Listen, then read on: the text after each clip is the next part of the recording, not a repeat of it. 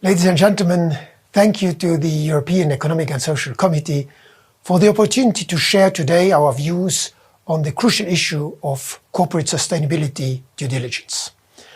This meeting today is very timely and valuable, as discussions move ahead in the European Parliament and the Council on this draft directive.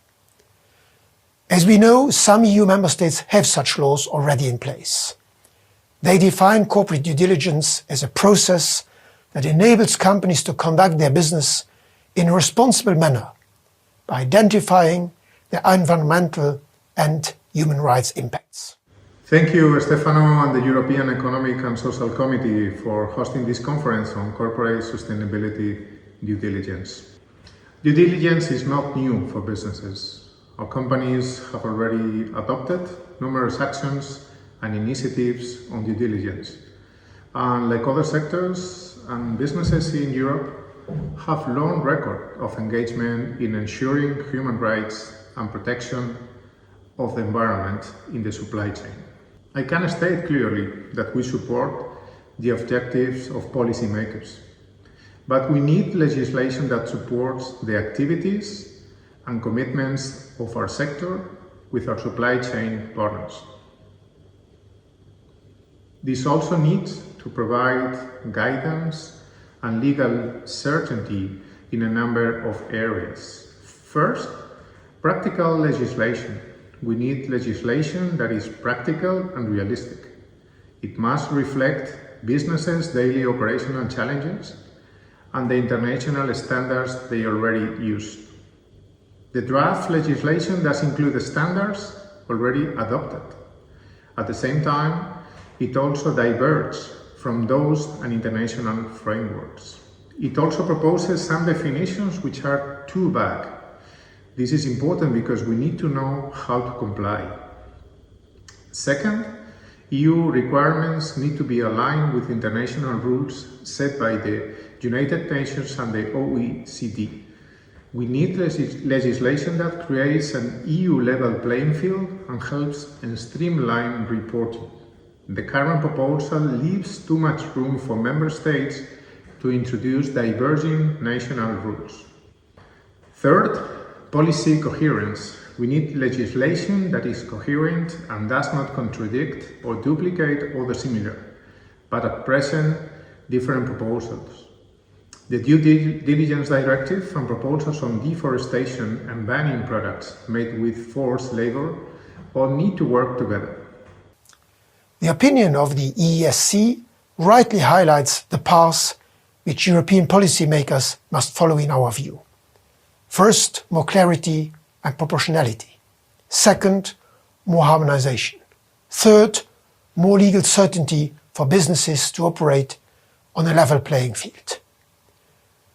The COVID pandemic and the war against Ukraine caused massive disruption to global supply chains, which show the interdependence of our economies. European citizens now understand better the many ways global supply chains directly shape and impact their lives.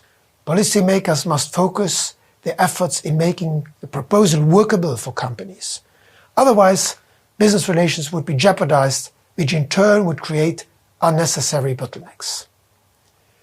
The proposal should strike the right balance, avoid inefficiencies, and limit the reporting burden.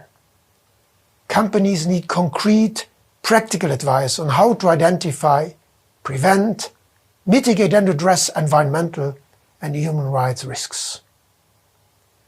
Resilient and diverse supply chains are key to take Europe's industrial and commercial destiny back into its own hands, and businesses are critical partners in this endeavor. As such, they must be allowed to continue trading with emerging economies without all the time being risks of being sanctioned, being forced to withdraw their investments or disengage their business ties. Despite being out of the scope of the proposal, small and medium-sized companies will be indirectly impacted. Targeted operational and financial support is therefore absolutely needed to enable them to cope with the increasing reporting requirements. We must develop a smart mix of policy measures focused on minimizing supply chain disruptions, reinforcing responsible business conduct, and giving our companies every opportunity to grow, innovate, create jobs, and take part in rebuilding and strengthening Europe's economy. To conclude, we are all committed to ensuring that human rights and the environment are protected and that infringements are pursued. The EU has the opportunities to support businesses in their efforts if it is done right. We need practical and realistic EU due diligence legislation that creates an EU-level playing field and reflects businesses' day-to-day operational challenges. And it must respect the international standards they already use. We are all looking forward to a fruitful and interesting discussion, and thanks to the EESC and Eurochambres again for co-organizing this event.